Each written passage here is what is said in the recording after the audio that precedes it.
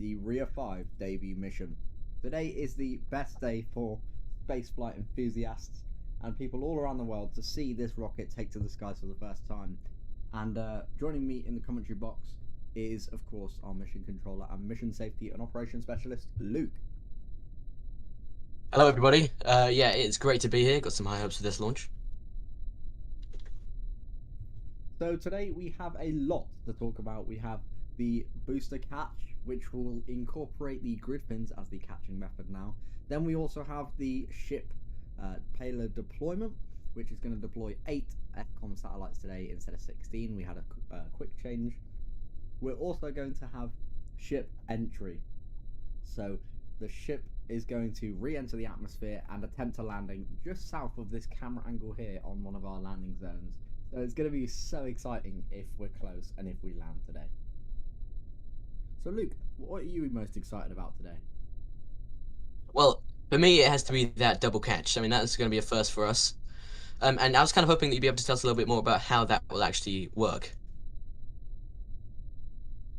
Of course, so we're going to be attempting a landing on the ship. And essentially we're going to deorbit. When we're pretty close to the landing zone, then we're going to fly in sideways. So the nose is going to be pointing to the left for this one. And then we're going to essentially just brute force it into the atmosphere. And we're going to pull up to 20 Gs today. Now, of course, we hope that that goes well. But as you can imagine, 20 Gs is a lot of Gs, so it might actually go wrong. So we'd be happy if we get through entry. But if we don't get through entry, then fair enough. If we do and we land, then it will be all applause in the team tonight. Absolutely. I think all the mission controllers here, I think whilst they're going to do everything they can to make sure this launch goes successfully, I think everyone in this mission control office is sat here with their fingers crossed, because once again, this is a first in a lot of fronts. I mean, it's a first of the booster, first of this Rhea ship, and the Block 5 model, and of course the first of the double catch. So whilst we will do everything in our power to make it sure it's safe, we can't.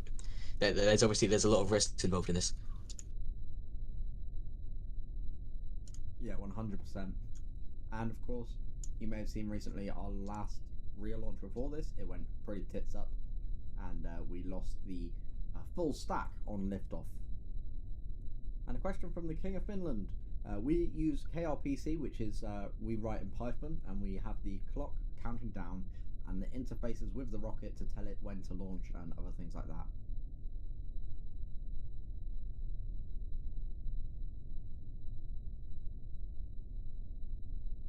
All stations, this is LD for the top load go no go pole range. Go. Recovery. Recoveries go. Payload master. Payload masters go. Rear control. Rear controls go. Happiness control. Hey, Apidus control is go. We are go to continue the count.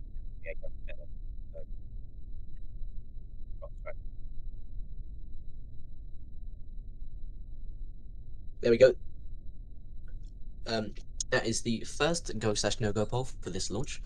So as it stands, I don't know if you guys picked up on that, but as it stands, all stations are go, and looks like everything is nominal. But we will update you if anything changes.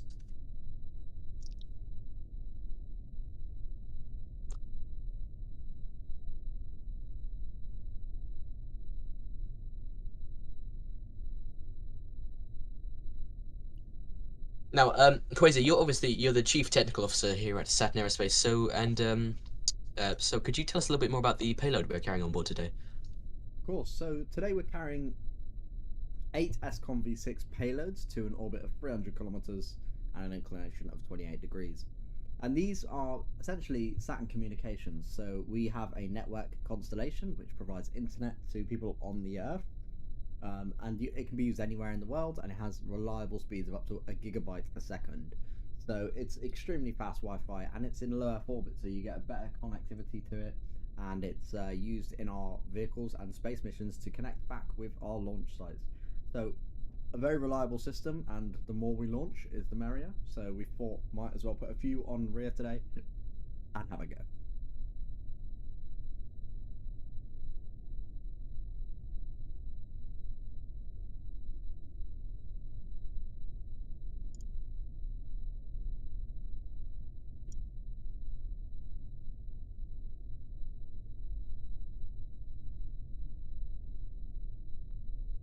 Now the weather today is flawless, so we've got essentially a few clouds in the distance, but for launch, it's going to be a beautiful day, and we're so excited to be launching today. It's going to be awesome seeing this vehicle take off in the bright sunshine.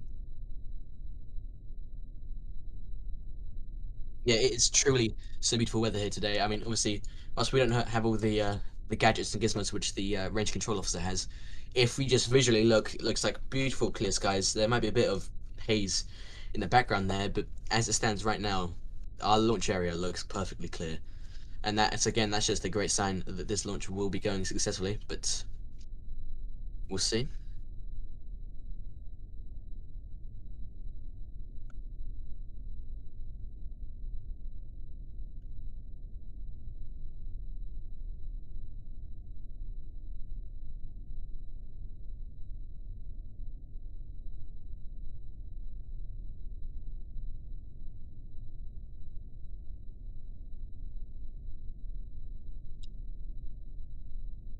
Now, for all those wanting to join the team, we are currently hiring mission controllers. And if you do wish to apply, you just make your way over to saturnaero.space and then to the careers section. And in there, you can apply to be a mission controller. Working at Saturn Aerospace is probably one of the best career decisions I've taken in a while on the internet. And yeah, that's all in part due to an amazing leadership team like our Chief Technical Officer Kwesi, for example. He's I mean, he works towards the rockets, but he's also very hands-on and working with the staff. Yeah, I think it's a really good idea to apply if this is your kind of thing, and a very friendly working environment.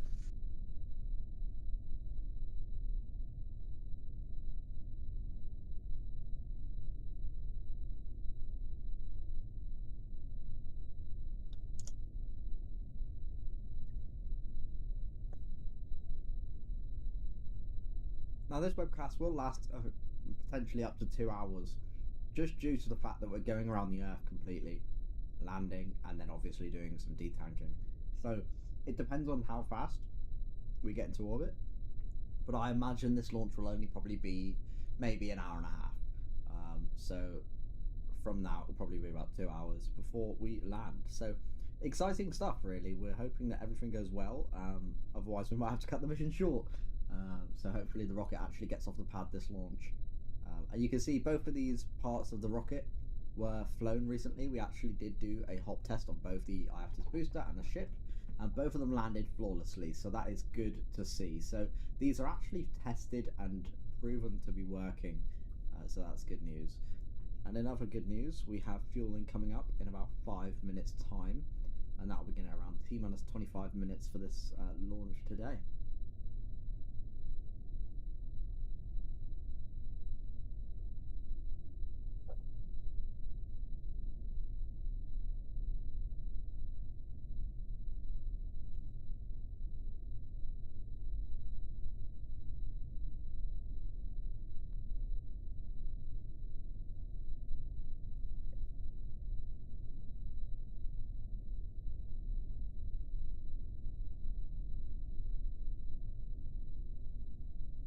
Yeah, it looks like coming up in around a minute, so we should begin the Aptus liquid oxygen loading sequence start.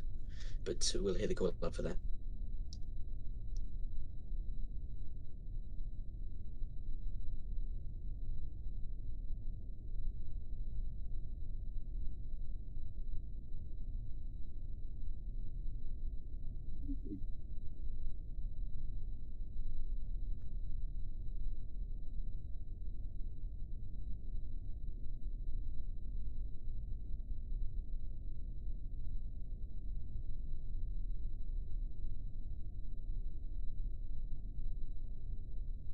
Now, of course, if you're not interested in sitting here for another 29 minutes waiting for the rocket to launch, you can always leave the stream and come back, because what we're essentially going to do is send a ping in the Discord server so that everyone knows when we're about to launch.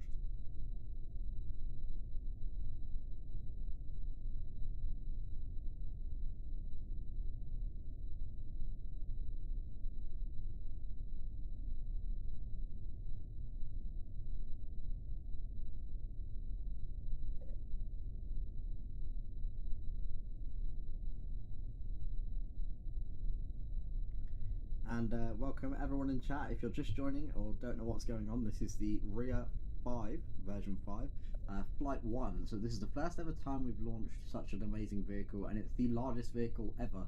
So we've broken our own record, and this will be an incredible feat if we can get it off the pad and land both stages today, and that's the goal. We're trying to land both stages. So Rhea's essentially going to go around the planet once and essentially land where it started. Apologies, and I'll show you actually where the landing zone is. So you can see just to the right there's a small tower on the row of launch pads, and that is where we're going to be landing, and that little landing zone there. And I'm not sure what's going to happen to the ship. We might have to scrap that one or use it in the future, so it depends on what happens to it today.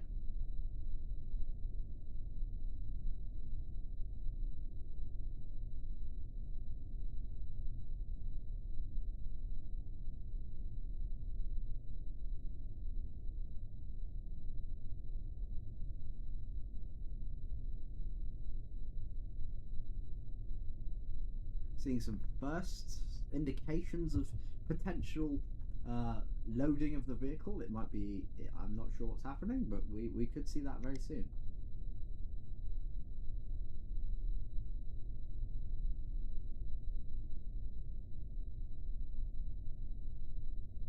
Now Luke, tell us a bit about sort of why we launch Rhea and try to make it a fully reusable vehicle instead of just, you know, blowing up the rocket after it launches, you know? Well, the main reason behind that is that it's a lot more efficient. I mean, if we explode a rocket, we can't really recover the parts and send out the rocket again. But if we go through the effort of catching it, then we're able to just quickly move it from that location we caught it into the vehicle stacking facility, and then we can get any work done that's necessary before sending it out onto another mission. And that is really important in our plans on increasing our launch efficiency, which for those of you who are paying attention to the website, if you look in the upcoming launches section, we have a number of launches coming up in the coming days with custom payloads, like this one today is the which is our telecommunications network. But then tomorrow we've got the Deep Space Science Telescope, which will be another internal payload launching on the Rhea ship, on Daphnis, my apologies. And then coming up on the 9th, we will have the launch of this Selene system on Daphnis, which is a lunar mission, I believe. Exciting. And yes, Freddie, we hope it makes it past the launch tower. Crossing our fingers. Of course, Accelerate's had a better launch reliability factor than us recently, but we are trying to get that back up and landing accurately, and even launching. That's one of the main things. So if the rocket detects anything, it will automatically shut down and prevent the launch, but it shouldn't detect anything wrong today because the systems are green and we are good to go currently. Yes, we've been running tests non-stop, pretty much daily, actually daily, I believe, since that Weather release on the last launch. Just to ensure that does not happen again, because obviously that was quite embarrassing and cost us a lot of money. But yeah, now we've designed this completely new rocket. We've been up and down testing it, and we've got we've encountered every single issue possible, and we've got fixes. Real locks loading sequence start. There we go. There goes the loading sequence starts. So Rhea methane loading sequence start. after this liquid oxygen loading sequence has started. There we go. Loading sequence for everything is starting. So that's liquid oxygen and methane are now entering both launch vehicles. Iapetus methane has started loading.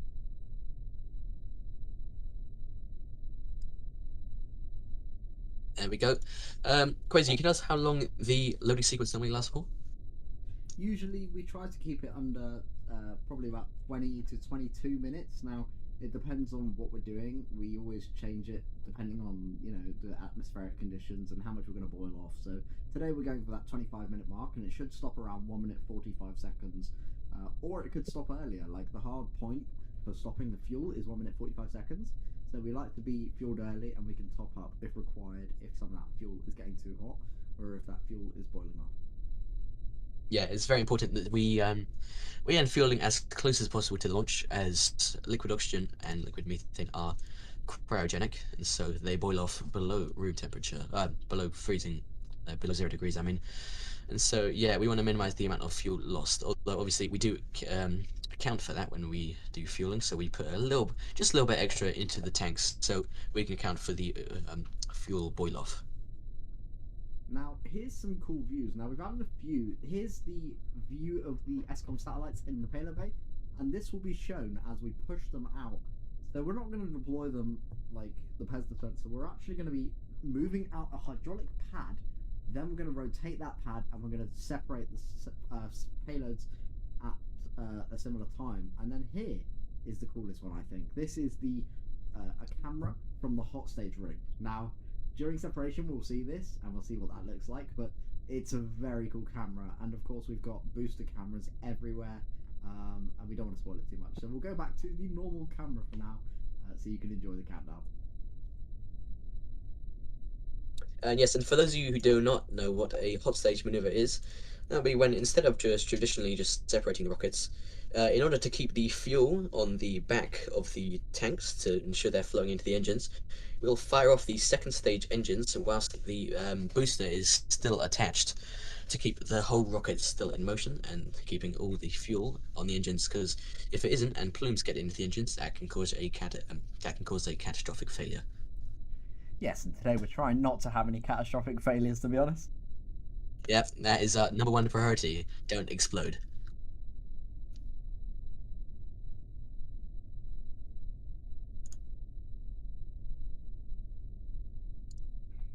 Now, considering this is the first time we've launched version 5, it could go wrong.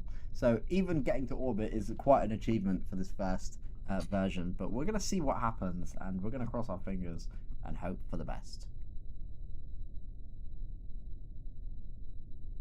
Iapetus. Tank levels are nominal. There we go. It looks like fueling is going successfully. That's what the nominal call out.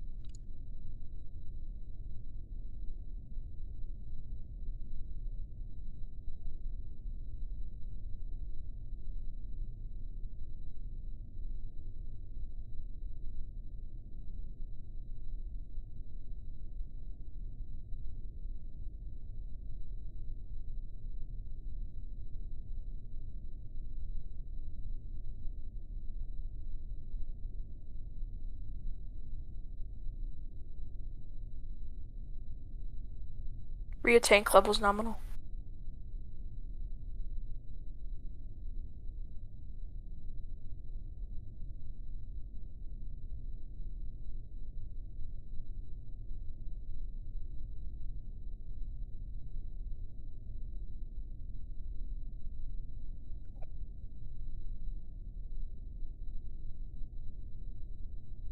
Now, Rhea is fueling as well as Iapetus. Iapetus is about maybe 30% filled at this time.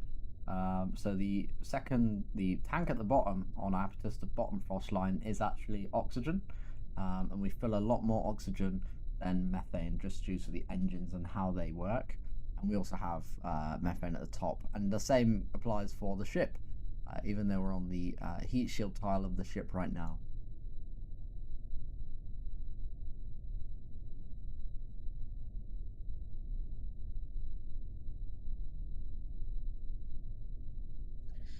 On T-minus 20 minutes, hopefully pullouts should start becoming much more frequent as controllers begin the final checks.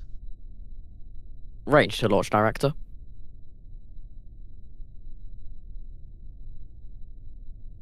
Range to LD. Go ahead, Rain. It does seem we have a Cessna what looks to be a Cessna citation violating the range. ETA 5 minutes till it leaves the range. We're going to go for a rolling no-go until the plane leaves the range. Hey, we will hold at T-minus 40 and we violate the range. Copy that. Right, there we go. There's a rolling no-go as a Cessna citation has violated the airspace above the launch pad So again, the range controller is just constantly checking to make sure that there are no obstacles, and obviously this time around there was, but hopefully that will get out of here, out of the airspace as soon as possible.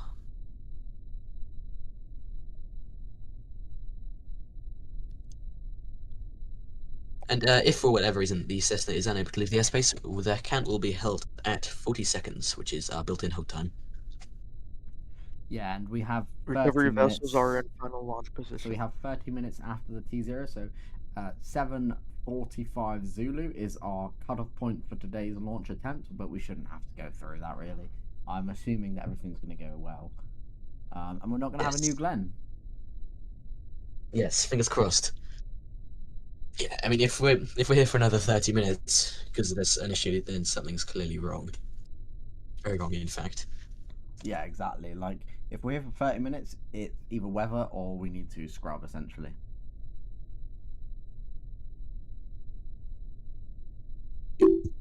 All stations, please reset your status on the polling pit ahead of the go-no-go poll.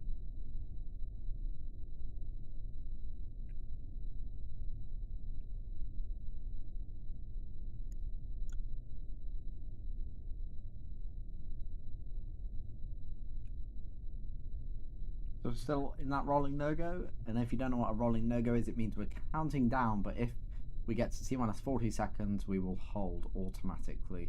So the vehicle knows it's not launching at the moment, but it also will count down as usual. And we do this for some things, or things that happen that we can fix by launch time. So, for example, the plane in the range is flying over. He's going to be gone by the next 5 minutes, you know. And the Flopper Space Agency, thank you very much for the kind comment. And I believe... If all those wondering... Sorry, go ahead. Go ahead. Nope. If all those wondering, a Cessna citation flying into our airspace is not a common occurrence. We publish NOTAMs out into the airspace like a few months prior to launches to ensure that every airman understands to not go into our airspace, but sometimes accidents happen and pilots are confused. But yeah, we'll just make sure that they get out of our airspace and are punished accordingly. Recovery teams are in final standby mode. And yeah, this is going to be... I think everyone's going to be a bit surprised at how insane the entry on the ship is. You may have seen the real version. I'm not going to say the name, but it's a lot shallower than our entry, let's just say. We're having quite a steep entry on today's launch, so hopefully it goes well. And as said before earlier on, we're pulling 20 Gs, up to 20 Gs on that entry today. Range to LD, range to LD. Go ahead, Range. I can confirm the Cessna citation has left the range. We're gonna go back to a go for launch in the range. A phone number has been given to the pilot. Okay, thank you. And a possible pilot deviation there, the phone call given, or phone number given. You never want to get a phone number as a pilot. That will... Yes, worst news possible. Yeah. You're either given a woman's phone number, and then that's a great thing, or you are given a phone number by a male ATC, and they sound quite angry. And that is the latter is the one you want to worry about, really. Wow, you should put that in quotes, Squeezy. That's very delightful. Yeah. And we have So some coming of up our... on 15 minutes. Sorry, Go we ahead. have our team saying that they've put a bomb in Rhea and that it's going to explode. All stations, this is LD for the initial go-no-go poll. Range. Range is go. Recovery. Go. Payload master. Hello, Masters, go. Rear control. Rear controls go. IAPITUS control. IAPITUS control is go. We are go to continue with count at this time. There we go. There's the launch director with his naturally commanding voice, and there we go. We are go. As it stands, well, obviously we're 15 minutes out. We'll have another go/no-go poll once we are 1 minute and 30 seconds out. That'll be the final checks from all stations before, well, we begin the count.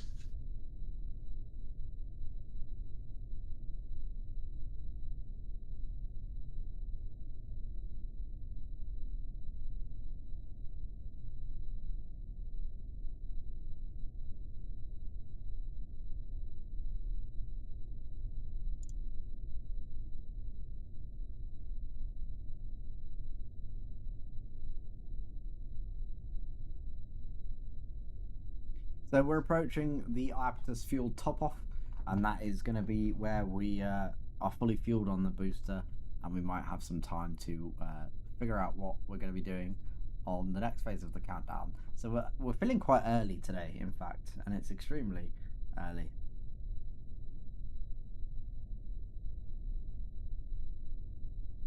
So we might need to recondense some of that fuel and make sure that we have enough for launch. Now, it's exciting. I'm so excited for today's launch, and honestly, I'm really hoping it goes well on the landing of the booster and the ship. This is the most accurate system we've built. The software is on the order of thousands of lines long, and while the lines in a software kit aren't Range really weather important, room release. Woof. that mission controller is going to get fired, I believe. Yep. So, don't know what he's doing. odd.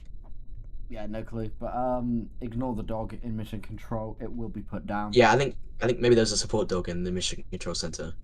Yeah. So, anyway, we have, of course, made this code as advanced as it can be, so it can also basically account for any issues. Rhea's that at you might 60% have. fuel.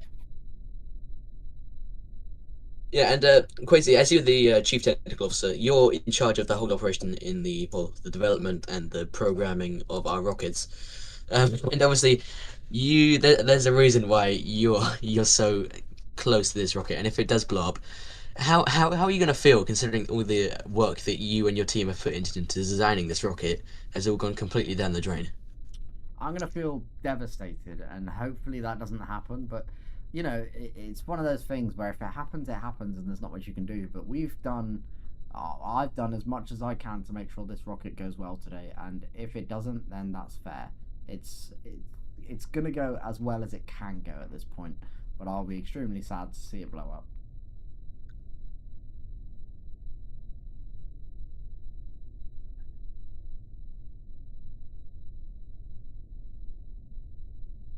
Iapetus fueling is continuing to look nominal.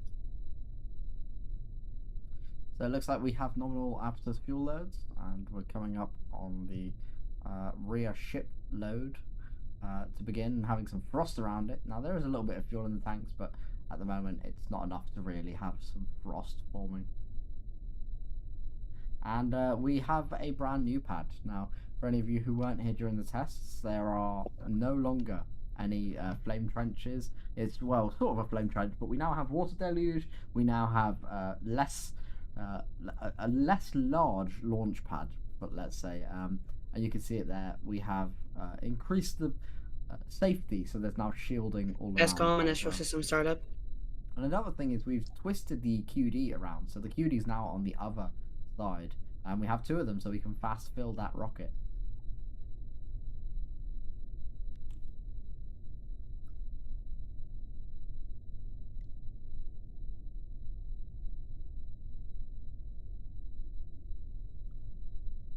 Now we're hoping to see some frost just at the top where Rhea is. Hopefully it shows up soon, otherwise we might have a small fueling issue, but we'll have a look, give it a few moments.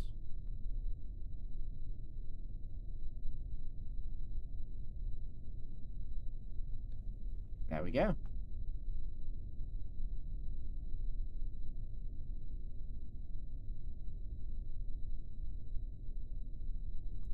Now this rocket is absolutely huge. It's about 80 meters tall in our scale, but it's incredible. Payload how power this update. Green client is on site. This is going to be the biggest flying thing ever, and the biggest fully reusable rocket as well. So it's pretty. Recontrol the payload master. This is payload master. Go ahead. Please confirm the payload is interfacing correctly with Rhea. We can confirm we are seeing good connection between Rhea and the payload. Affirm. It looks further confirmation all affairs are in order. But yeah, Quasi, as you were saying, I think the correct analogy for this rocket is a skyscraper on rockets. Would you agree? Yeah, I totally agree. It's like the biggest. It's like the Empire State Building just flying up in the air. Really, it's quite an amazing. Recovery status. Recovery site status green. Also, there you go. There is the chopsticks opening, and you can see that very nicely there. That's pretty cool. Getting ready for that catch.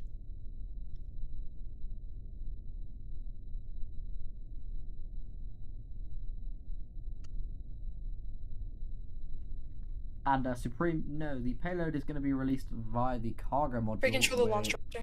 Recontrol the essentially launch director. you'll just have to see what happens. And Recontrol to launch director. Blender ahead, guy, Rick, there go. is a way to do that, but we are working on that, and we will have that implemented soon.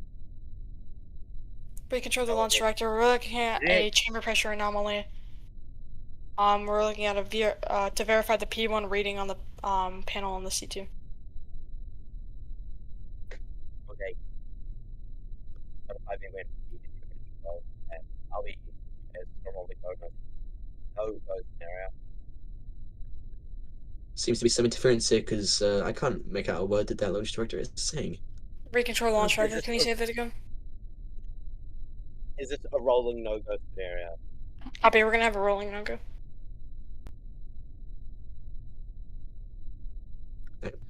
And here we The go second again, wrong job, another Brendan. rolling no-go. This is Yeah, gonna the second be of the night. stupid. And it's only 7 minutes to launch, so let's hope it doesn't cause any issues. I'm scared now. It's fine. If it hasn't been resolved by that 40-second hold, we will just stop and wait for it to be resolved. And then obviously, if it somehow stretches over the launch window, then we'll just delay the launch. But once again, safety is our top priority here at Saturn Aerospace. LD to rear control. Go. Are you sure this isn't a sensor issue? We shouldn't have any chamber pressure else the engine is not ignited. Iapetus we're- engine drill.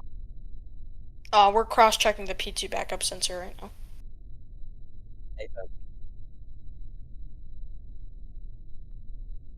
Give us about 15 seconds and we'll have an answer.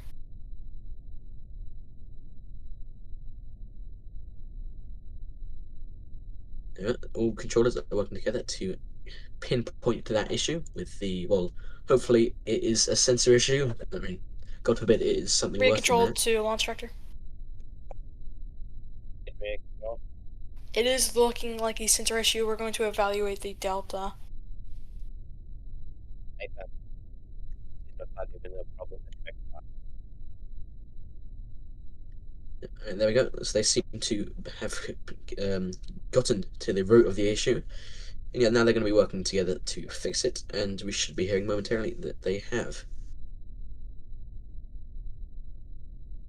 But yeah, sorry that some of our controllers have difficulty hearing some of our controllers today. There is unfortunately, there's just a bit of radio interference, possibly from that Cessna that flew to our space earlier. It's just a theory, but yeah. Recontrol the launch Sorry director. about that. Go ahead, rear control. We are go to continue past that. It's a rolling no-go. We have fixed the issue. Hey, please notify me if any other issues. Phew. Copy, Wow. thank you. Okay, right. Well, we have got past that issue, Yeah, and this we're is now at 85% fuel. Yeah, well, as we pass 5 minutes until launch, you would really hope no controllers spot an issue now. Now is a very bad time to do it.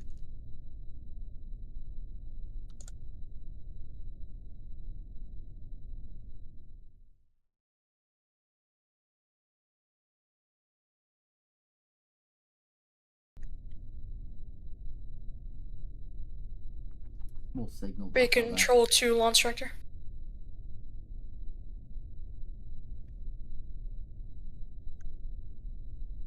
Recontrol the launch director. Go ahead, rear control. We're looking at all nominal readings from Rhea. Hey, thank you. All stations, this is LD for the mission brief. We are targeting a 300 by 300 on a 60-degree inclination orbit, deploying 8 SCOMs satellites. We are currently looking at no issues on the vehicle. Range is currently clear. The recovery vessels are in position, and yeah, go. So there we go. We are currently go at T-minus 4 minutes to launch. Ladies and gents, it's going to be exciting. Range, we've deployed our final weather balloon. There we go. There goes the final weather balloon. Looks like all weather is clear if they haven't cancelled.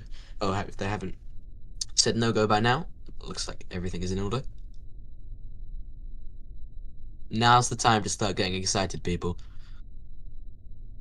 100%. It's going to be so exciting seeing this go off in 3 minutes' time. All stations, please reset your polling sheet ahead of the final go-no-go poll. The launch director is getting everything prepared for the final go/no-go poll at 1 minute and 30 seconds.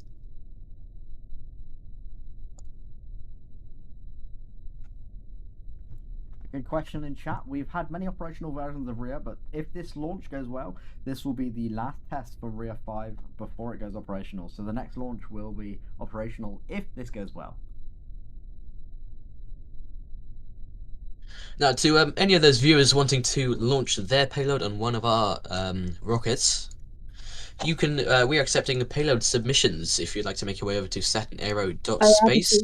Field top off. We launched it completely for free. We pay for all costs on our end. The only thing we need from you is obviously the design and the description of your mission. Although, please put some effort into it. We don't really want to see some tiny micro satellites causing Kessler syndrome. Ladies and gents, 2 minutes 20 seconds.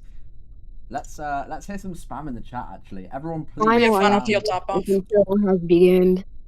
Rhea final field top off. Let's hear some Rhea 5 spam. So I'm going to post it as the Saturn account. Range, we can confirm the spaceport siren has gone off.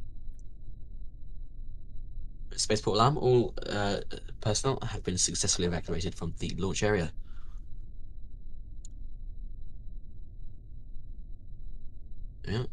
Yeah, go on guys, everyone start spamming the chat. Rhea 5, go on. Yeah, let's get that spam in to see what happens. We got a minute and 45 seconds. The only person who's spamming that is the Rhea initial engine chill. We've got some people spamming it now. Here we go. Let's get this love in the chat. Ladies and gents, me and Luke are going to be quiet now for the last minute and a half. Do enjoy the launch, and we'll see you on the other side. LD for the final go-no-go poll. Range. I have to just control to launch direct. Oh. Range is go Range. for launch. Recovery. Go. Happiness control.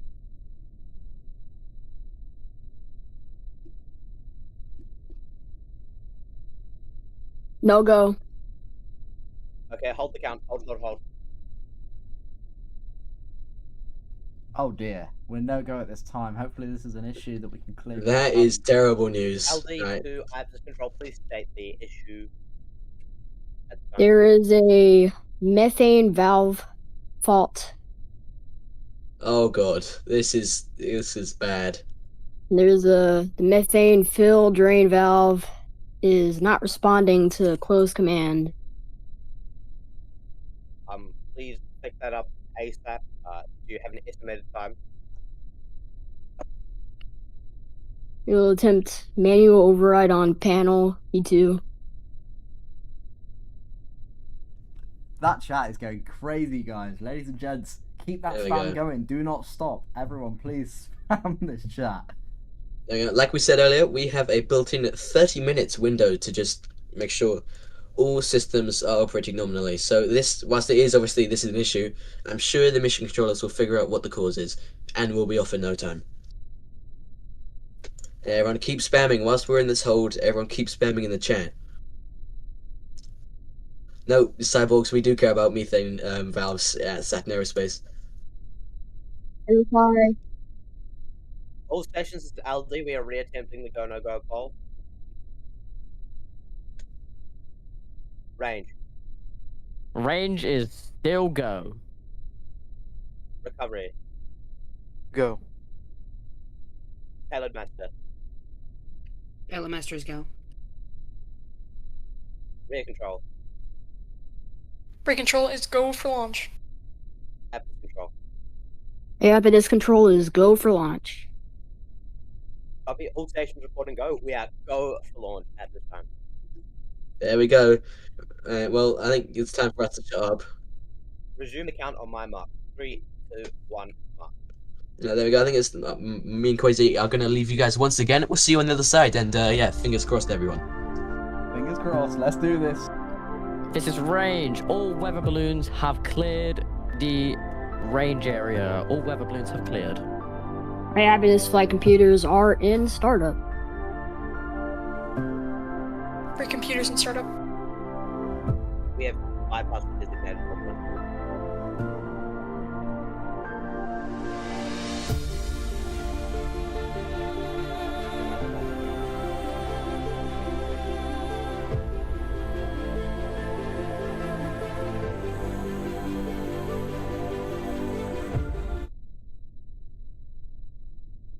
T-minus 10, 9, 8, 7, 6, 5, 4, 3, ignition, 2, 1, and lift off. Go Rhea, go Saturn. Rhea 5 has lifted off the pad. Ladies and gentlemen, you can... Oh, the QD has been obliterated. The QD has been obliterated there. Alright, looks like it has cleared the tower somewhat successfully. It has struck the QD, but we didn't factor for that, but I think it's going well. Is nominal. Oh my, that was quite a spectacle, if I must say. That did not look nominal, but according to the mission controllers, everything is fine. To recovery. Rhea, This is final recovery. engine. Please state what is happening with the QD.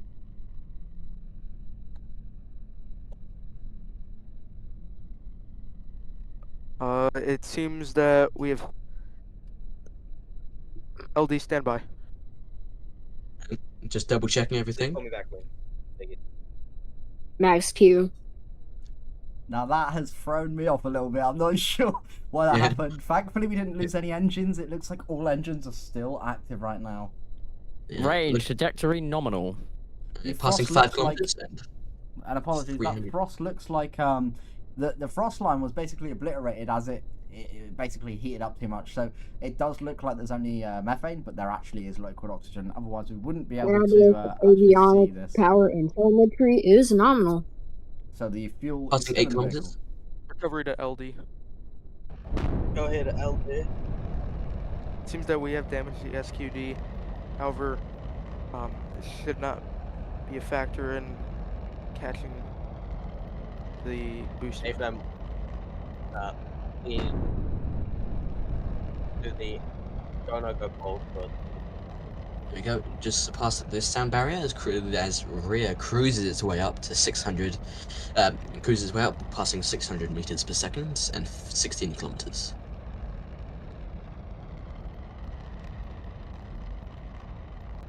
Coming up soon, well soon-ish, we should have that hot stage maneuver and well, majority engine cut off. Look at that. That is just a cool camera to see. On board the right forward flap on Rhea right now.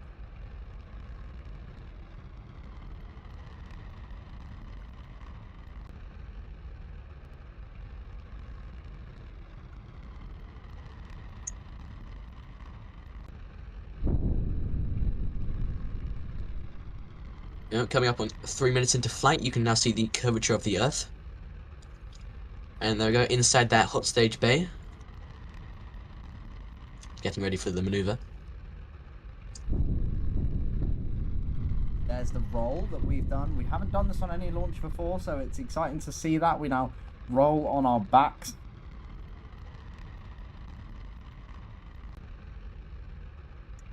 Wow, that is some incredible views right there.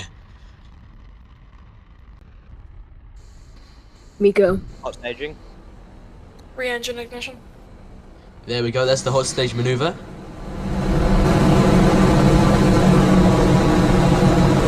Rhea, trajectory on nominal. There we go, great crawl out. The Rhea and Aptus seemingly have separated successfully, and now Aptus is on its way back to the catch. Oh, not the catch, actually, a drone ship. Rhea fuel feedback. Should be hearing a post-session real soon. All operators, recovery. Go pull for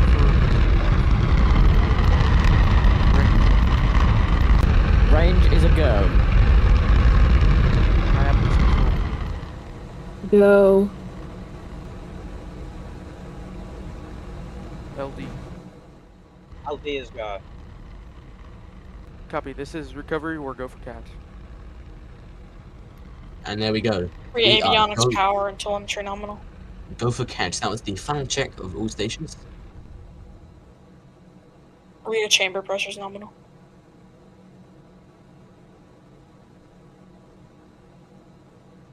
Seems like we have a small loss of signal on the booster here.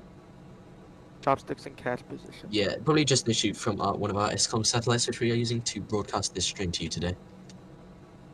It should come back any second. Here we go. There it is. Those grid fins are now guiding the Aptus booster back down into the atmosphere. As that Rhea continues to propel itself away from the booster and gets itself into an orbit.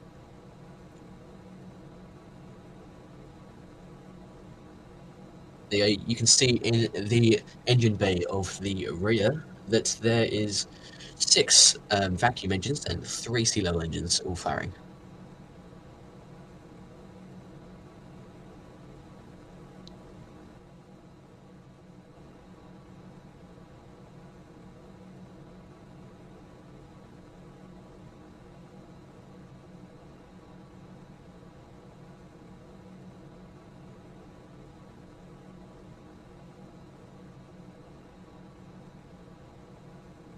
Coming up shortly, another very important stage of the flight will be the catch of the Aptus booster. Well, we have done this so many times at this point. This will be the first time we've attempted doing a double catch. So everyone in the mission control office is still crossing their fingers that this goes well. Now this is also meant to be a lot more accurate, so let's see how accurate it really is. It's going to be exciting. So let's hold our breath. Everyone please get that Yeah. Rhea spam going.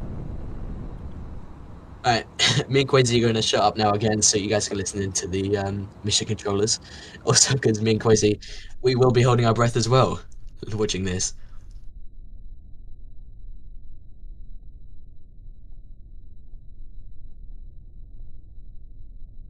So you go.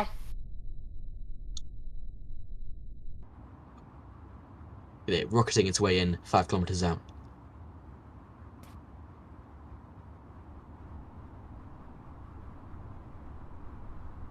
Range, landing area clear.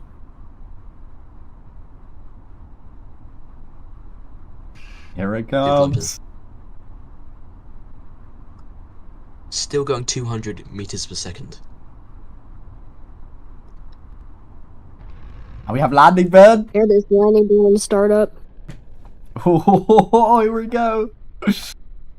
Slowing down very nicely here. There's the chopsticks. Commanded to close. Chopsticks Go have on. been commanded to close, so Go they're on. about to catch that booster in midair. The largest flying object about to land. Here we go. There goes those chopsticks. Will it Ah, land? yes. Holy moly, that is amazing. We've done it. And we have shutdown. That is absolutely phenomenal stuff. And see, that's the hard work and effort of all the mission controllers and engineers working at Saturn Aerospace. Wow, that is some truly phenomenal stuff right there. That was incredible. You guys can't pick up on the mics, but in the commentator's box in the mission control office right now, there is some screams of joy right now. Wow. That was incredible. Wow, that was awesome. Now, what's going to happen is essentially we don't have much to do at the moment. So we're going to play some music and we're going to show our map so you can see what's going on. But we're going to be approaching the apogee. And once we've hit apogee, it's going to be quite dark. So we're going to have our lights on. We're going to deploy the payloads. And you can join us again in, well, I'll figure out for you and then I'll tell you.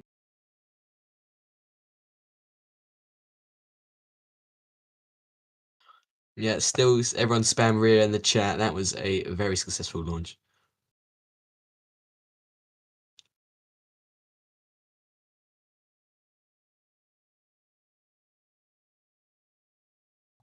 Right, so in 21 minutes, we are going to come back and we are going to be here. at 47 past the hour. So we'll see you very soon. And for now, enjoy the music. See ya.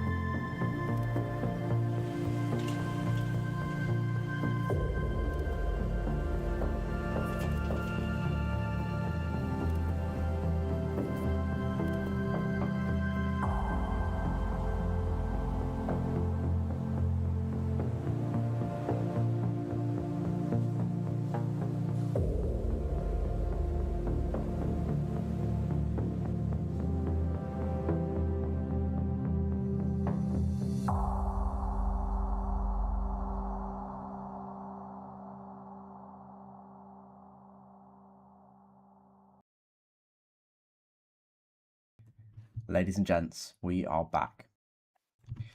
If you've just joined, we are launching Rhea version 5 for the first time ever, and it had a great success on the booster, and the booster has landed on the chopstick arms. Now, the next phase is to circularize in orbit, deploy our 8 SCOMv satellites on board today, and then after that, we're going to do a deorbit burn, and we are going to send it back home. And hopefully that will go well. So we'll see what happens. It might go awfully, but hopefully we get into the atmosphere and nothing goes wrong today. Yeah, absolutely. Hopefully, this second half of the flight is as successful as the first. I mean, obviously, the first was a total success. I think we can successfully say that, other than the QD being vaporized. This first half of the flight was a total success, whereas this one, we don't know. But yeah, coming up, we've got the satellite release, and then hopefully that double catch, which will be the first. Exactly. And yes, this is Sol quarter scale. This is not full scale. It's not stock scale. It's 2.5 times Kerbin, or a quarter of the Earth scale. So here's that burn coming up any second now. We'll just listen in for it.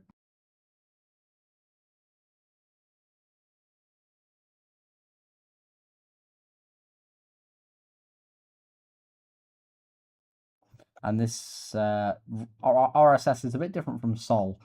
Sol is a bit newer, and you can have a lot more customization.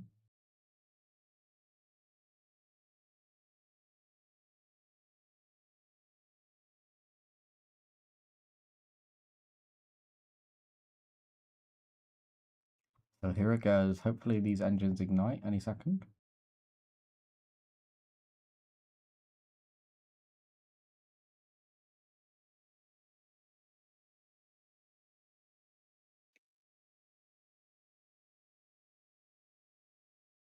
And to those asking why we don't play RSS, we used to, but it's just not that exciting. The launches take too long. Everything happens very slowly. So quarter scale allows us to do things more realistic, but also at the same time a little more fun. So we don't have to have as much work to join or to do. And welcome to everyone just joining. We did launch Phoebe, which was our Falcon 9 copy, over 150 times, and it landed a few of those times as well. So that was what we did on RSS anyway. But let's have a look, see when this burn happens, because it's coming up. Not 100% sure when, but it is coming up. And the screen is black because we are on the dark side of Earth. You might be able to see some of the land below, but we are over the Pacific, so it is dark, and I do apologize for that. But we are, as you can see, the altitude is almost 300 kilometers now, so we're approaching that burn very quickly. Yeah, I believe things will light up a bit more once that burn starts.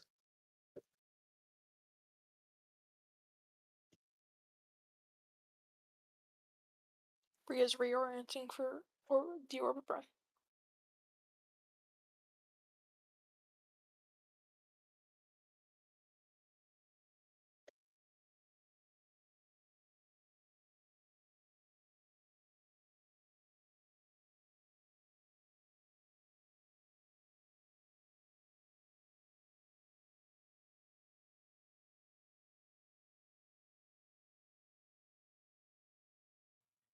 And now we're still awaiting that burn. You can see the altitude's gone a bit above our plan. Hopefully that is a sort of data issue, but I'm not sure.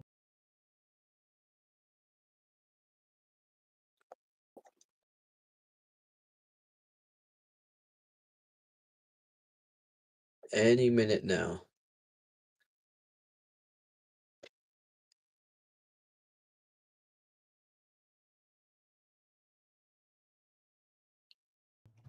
It's quite tense waiting for this, actually. It's scary. Yeah. We don't know the exact minute it's going to happen, but soon we will. Finding this a bit more tense than that catch, if I'm being honest. Yeah, exactly. It looks like it is coming up now. The altitude is slowing down in gaining, so we are close to that apogee.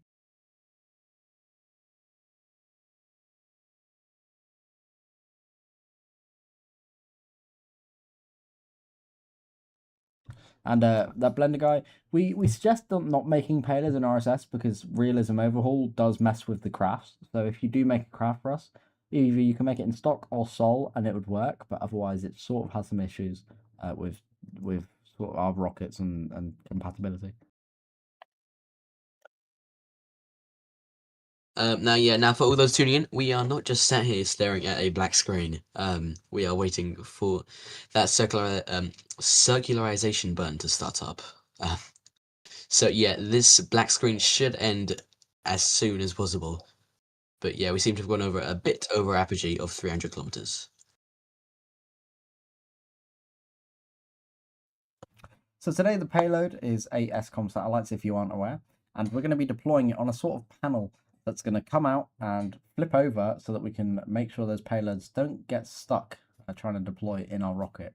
So that's going to be exciting to see once we get that burn on the second stage done. And I do apologize, it has been a minute, so we're going to give it a few more moments and see what's happening.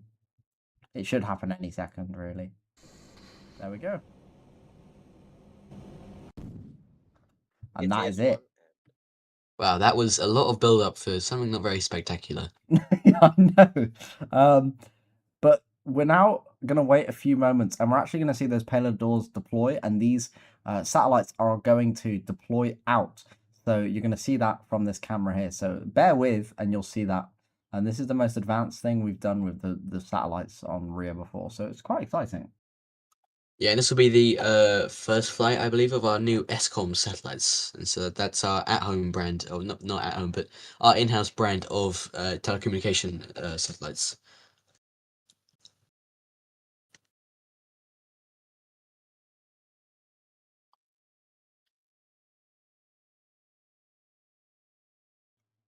So at any minute now, we'll see those payload bay doors opening.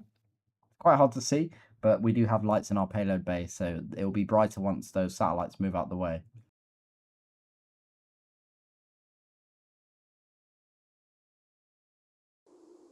There we go. So the payload bay doors have opened, and we're going to see the satellites move out in a moment. And yeah, it will be quite dark for a lot of the stream, so in about 10 minutes, 20 minutes, we will have some light again. There you go, you can see we are now moving those payloads forward. Nice and This slowly. is intense.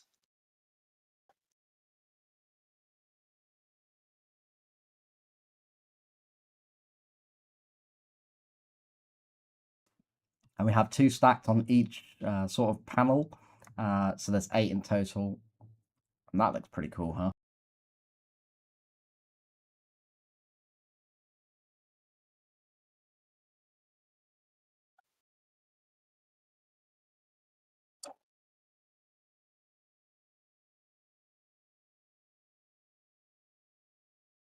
There we go. Slow and steady wins the race. They're just slowly making their way out of the cargo bay doors.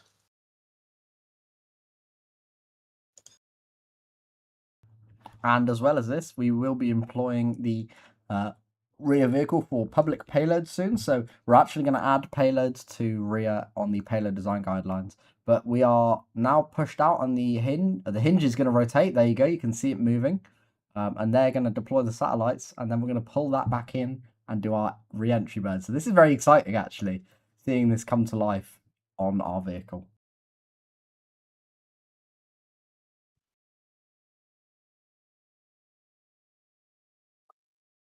You can see the mechanical arm as it flips. Now, you won't be able to see much because it has flipped now and it's sort of facing away, but you will be able to hear those payloads deploying. So we might hear from the payload master when it's deployed, and he will confirm that it's been deployed and all satellites are now beginning their own flights.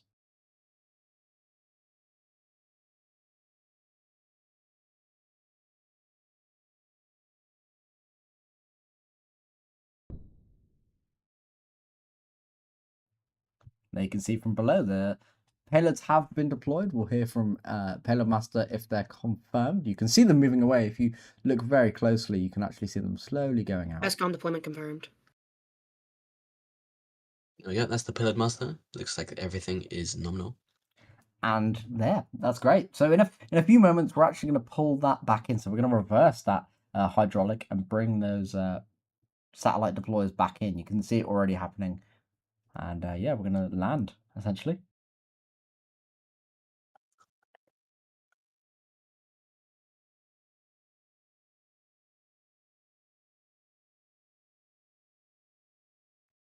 You can see some green lights in the distance now.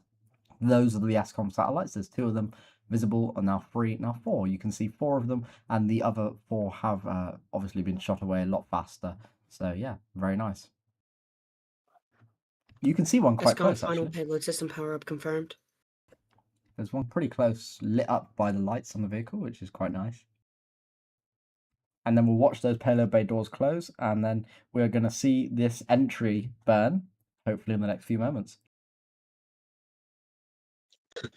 Hopefully, when we mean the next few moments, it won't be like that circularization burn we did seconds ago. Oh, there's the other payloads. You can see them now. And the orbit burn will actually take quite a while. I can't lie. So it's going to flip initially, and then we're going to actually, essentially, we're going to wait for the best time to deorbit. So we're going to deorbit about 800 kilometers away, and that's quite a steep entry profile. So we're going to be waiting quite a while for that. So we'll play the music again and let you know when that's going to happen. Upon the completion SCOMv of this, showing good health.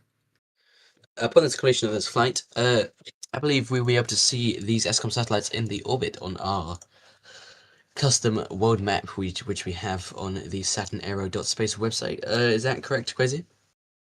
It is indeed correct, yes. Yeah, so that website, we've got it for all the payloads which we put into orbit. So yeah, you can check it out now. We have 2 operational payloads in orbit. I believe. Wait, let me check. Yes, it is 2 operational payloads in orbit around there, and that's the Acrobat and the MNSWT. SCOMv team has been contacted for handover of the SCOMv satellites. There we go. I mean, sounds like everything has gone successfully if we're contacting the SCOM team already.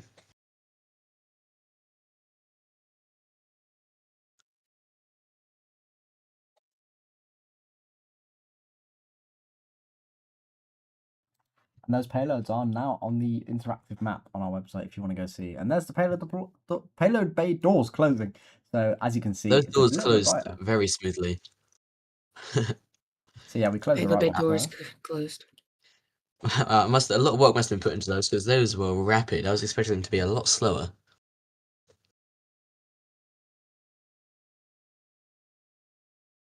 And there's the sun. So we're actually going to, oh, you can see it orienting retrograde now, which is good. And essentially, we're just going to wait for this next burn. Rhea is reorienting for deorbit burn. All stations is LD for the recovery of Rhea go no go pole. Range. Range is go. Rhea control. Rhea controls go. Recovery.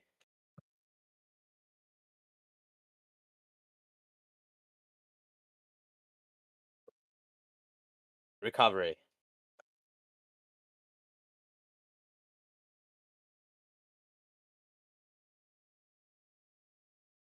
Recovery is go. LD is go for Rhea return. There we go. We are set for the rear return. Does seem a bit premature for the go/no-go poll, but once again, the mission controllers know more than we do, so I'm sure they're just taking extra steps for precautions.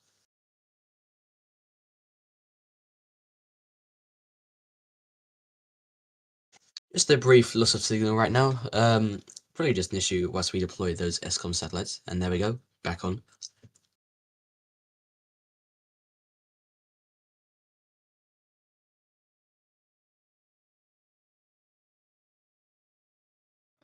So while we wait here, it's going to be a few minutes. We're going to play some music, and we'll come back as soon as we are ready to do that burn. So see you soon.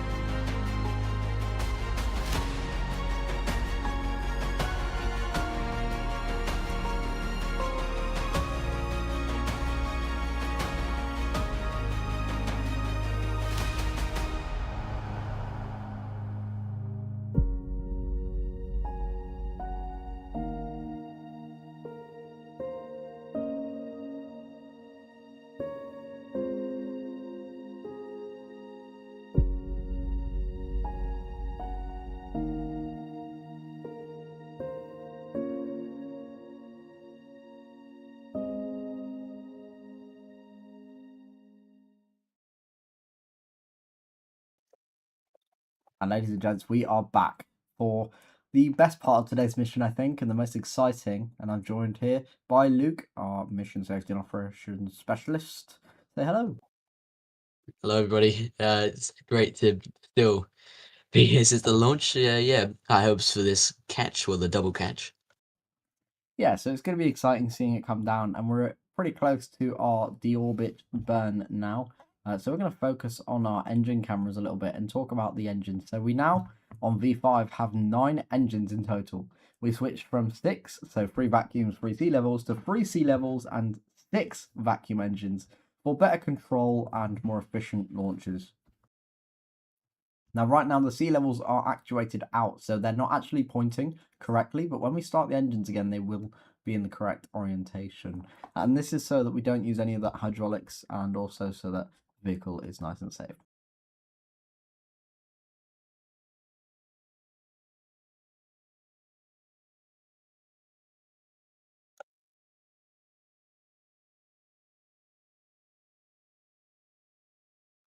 Will we do orbital data centers? Unfortunately, probably not.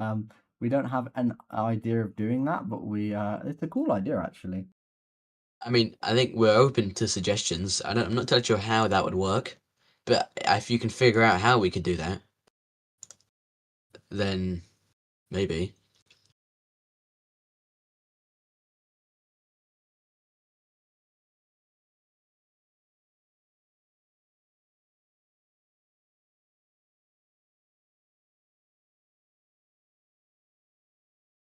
I know I've said this a lot already this stream, but all those looking to apply to be a mission controller, head over to Saturn Aero.space, and there you can apply. Or if you'd like to submit your payloads, which we will launch for completely free, which we will staff and deal with everything for, also head over to Saturn Aero.space, and on there you can navigate to your necessary pages. Yeah, our website's basically a hub for everyone to have a look at our team and see what they want to do.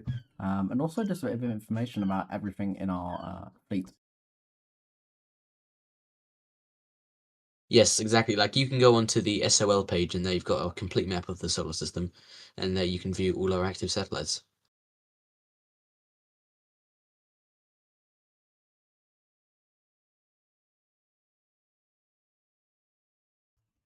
And we have a question. Are you open for a partnership on data centers? If yes, I could try and figure out how to do that in KSP. Give us a message on Discord. Either message me, Quasi, or Aviation, or Caden in our main Discord, and we can get back to you on that. Or even message our mission safety and operations specialist, Luke. Yeah, you can message me as well. Oh, here we go. There we go. So there's the start of that burn. So this burn will last a few moments here.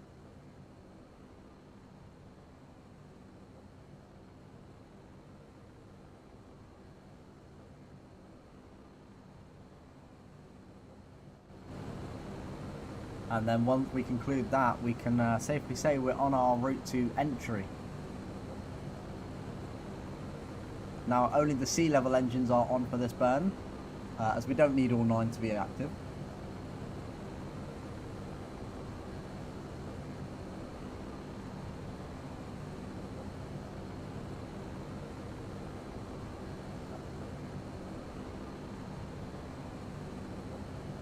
You can see the trajectory coming in here.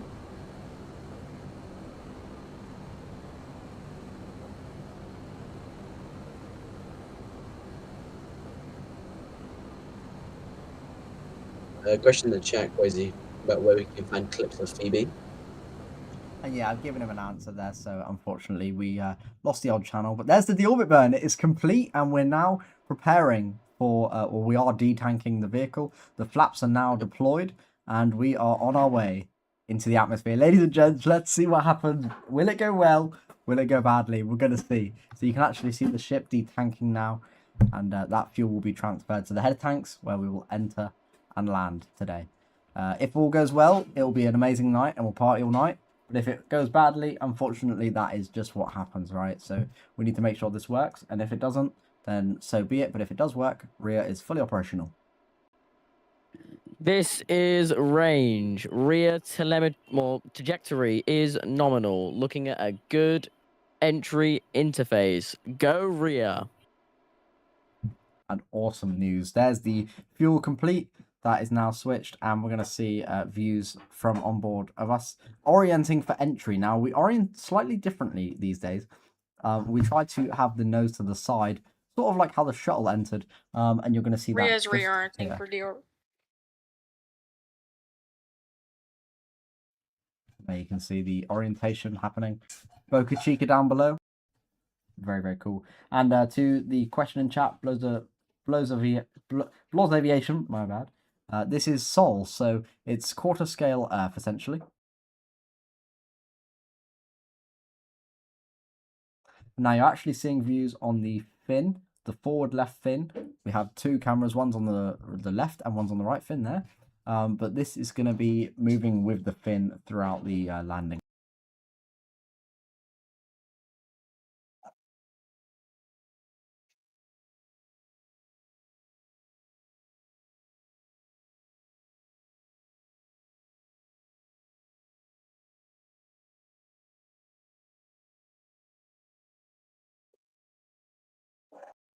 Now we have just moments until we're landing. It might look like we're quite high, but we are we're actually in fact very low considering the speed that we're descending now. We are still going 2,000 meters per second whilst we go in, passing 200 kilometers out. We're actually going to be exceeding 3,100 meters a second based on our simulation data when we enter. So that's actually going to be extremely fast, and we're going to pull up to 20G, like I said earlier. Down there you can see Texas and Alabama and all that sort of area of America, and we're very high up, so you can see that very clearly. Before we get into like the intense part of this re-entry, Quasi, can you explain to us all the steps that are going to happen on this re-entry interface? Of course. So the main step is done, right? Getting the deorbit burn complete. The second step was detanking, so that we have just enough fuel to do our landing burn and entry. Then once we've finished the detank, which has already been done, we orient like this. Then we follow it through the entry interface. After entry interface, we now switch to a belly flop maneuver, and that will then guide us using the belly of the vehicle, acting like a plane essentially with those wings, and moving us to the landing zone that we intend to land at. And then we should do the landing flip and land on our rear vehicle. Now, there has been some issues with the landing gear on the ship, so we're going to see what happens on that. But if they don't deploy, then they don't deploy. You know, it's not that big of a deal. If we can land the vehicle, we can land the vehicle.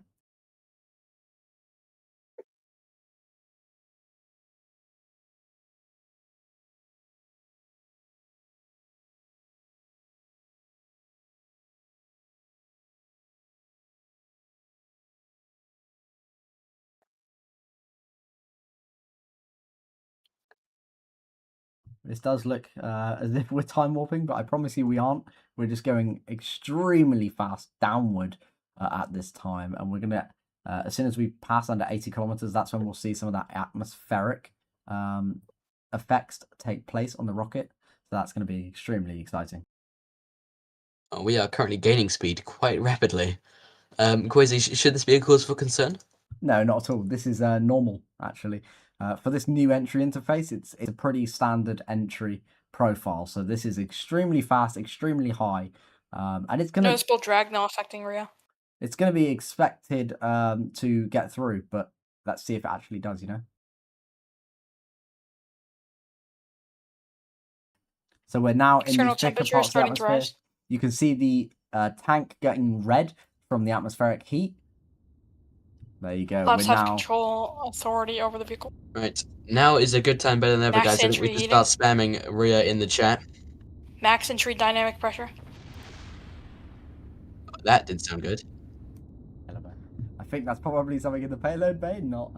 We hope that's not a bad sign. Okay, everyone spam Rhea in the chat. External temperatures are decreasing. I know what that was. That was our data CPU. You can see the data is no longer showing. But we've got through the thickest part of the entry. It's done. So that is now, essentially, we're gliding down nice and slowly. So That entry interface was Nice only to- about During the 20 belly seconds flop long. phase of flight. Crazy, nice and slowly isn't the right word. We're coming in at 3,000 meters per second. No, that's the data is in fact wrong, I must admit. Oh, so we're yeah. gonna hide that just Sorry, now. yeah, the CPU's off. Oh, looks like we can see the one of the launch pads down there. Yeah, we can see our Daphnis pad and everything like that. So we're going to be seeing, hopefully, the vehicle land.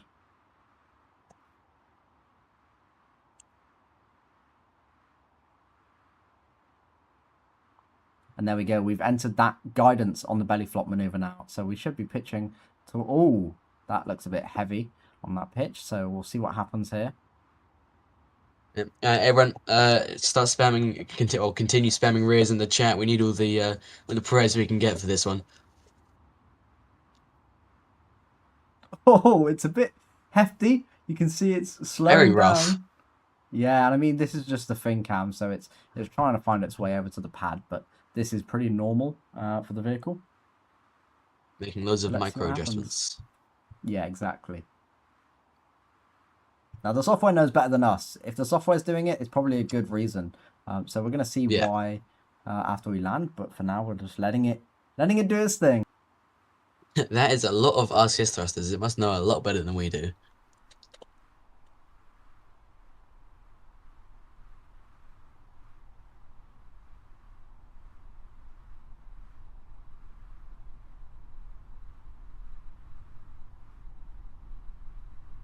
There you can see the ground now more rapidly coming into the picture.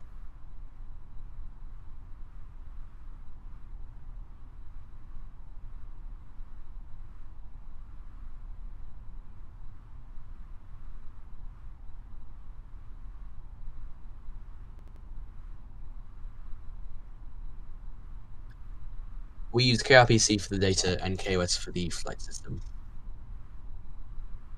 Still trying to find its way over to that pad. You can see the skid strip just down there. Very cool.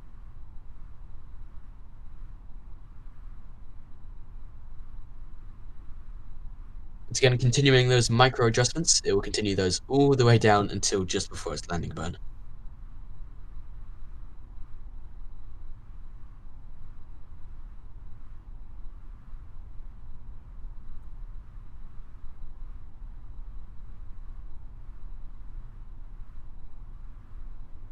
It's extremely weird how it's gliding across the Kennedy area. It's like just fully acting like a plane right now, so it's really exciting.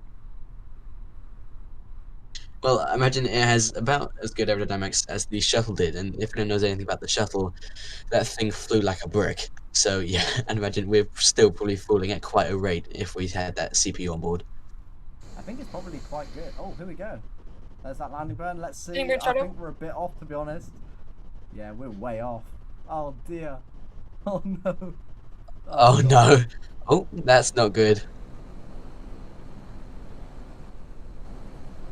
Oh I no! think this is it. I mean, we might still be able to. I think we're down to 2.